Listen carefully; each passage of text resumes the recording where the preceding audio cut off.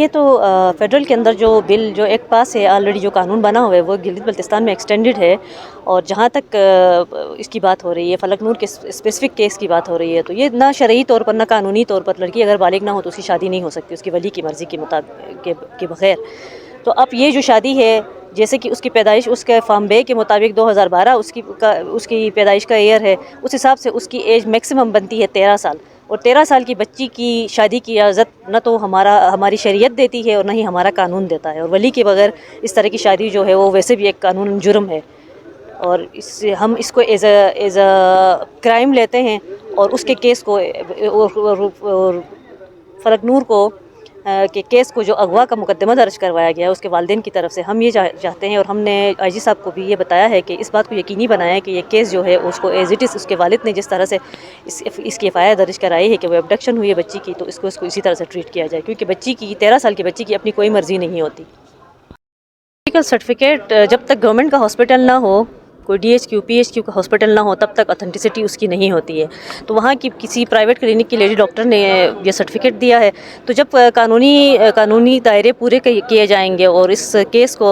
جب گلگت بلتستان کی عدالت میں پیش کیا جائے گا تو اس خاتون کو بھی یہاں پہ لانا پڑے گا، اس خاتون نے کس بیس کے اوپر، لیڈی ڈاکٹر نے کس بیس کے اوپر بچی کی ایج کا تعین کیا ہے یا اس کے بالغ ہونے کی یقین وہ تعین کیا ہے۔ تو یہ دیکھیں ماں باپ خود کہہ رہے ہیں اور فارم بے ہم سب کے سامنے ہے، وہ بچی کی ایج جو ہے وہ 13 سال ہے، اب اس کو 16 سال کا اگر سرٹیفکیٹ دیتے ہیں اور اس کی شادی کرتے ہیں تو یہ قانوناً جرم ہے، اس جرم کے اندر وہاں کا جو نکاح خواہ ہیں وہ بھی شامل ہے، لیڈی ڈاکٹر بھی شامل ہے، اور ان کی جتنے سہولت کار ہیں وہ سارے شامل ہیں جن کے خلاف ایکشن لیا جائے گا۔ پھر سنا ایک بڑا دلخراش واقعہ ہوا ہے، ایک بچی کی 18 سالہ بچی کی لاش جو ہے وہ برآمد ہوئی ہے، تو یہ ایک بہت گلگت بلتستان کے لیے ایک لمحہ فکریہ ہے، اور خاص طور پر میری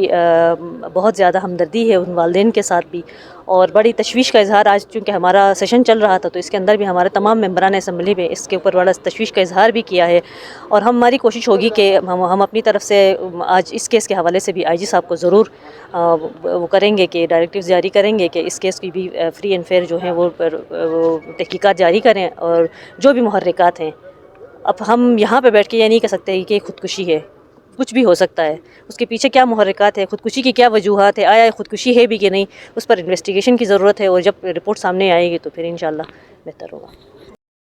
فلک نور کے کیس کے حوالے سے تو یہی ہے کہ میں نے ابھی جیسے اندر بھی اسمبلی کے سیشن میں بھی بتایا کہ چونکہ کیس جو ہے وہ ابھی کورٹ میں ہے، وہ سب جوڈیس ہے، اس کے اوپر ہم اپنی طرف سے کوئی نہ کامنٹ کر سکتے ہیں اس وقت ان حالات میں، اور نہ ہم کوئی فیصلہ کر سکتے ہیں، کیونکہ کل ہم نے بلایا تھا آئی جی صاحب کو ادھر اسمبلی میں آ کے، انہوں نے ہمیں بریفنگ دی ہے باقاعدہ، اس کے اوپر انہوں نے وہ جتنے بھی معاملات تھے سارے ان کے اوپر انہوں نے ہمیں ڈیٹیل میں بتایا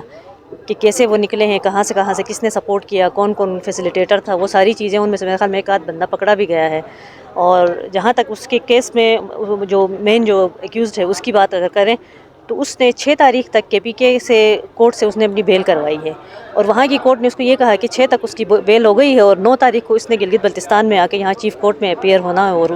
اب یہ ڈیپینڈ کرتا ہے کہ 6 کو وہاں پہ ہماری پولیس جو ہے وہ موجود ہو تاکہ اس کو وہیں سے گرفتار کر کے یہاں پہ لا کے پیش کیا جا سکے، اور ہم نے یہ آئی جی صاحب کو اس بات کے اوپر زور دیا ہے کہ اس کی وہیں سے گرفتاری کو یقینی بنائے تاکہ 6 تاریخ کو ایسا نہ ہو کہ اس کی ضمانت کینسل ہو جائے اور وہ پھر وہاں سے فرار ہو جائے، اور پھر وہ کورٹ جو ہے وہ ڈیسائیڈ کرے گی کہ بچی کو کہاں پہ شفٹ کرنا ہے، آیا بچی کو والدین کے حوالے کرنا ہے، دارالامان بھیجنا ہے، یا اس کی بچی کی پروٹیکشن کے حوالے سے جو فیصلہ ہے وہ کورٹ کرے گی۔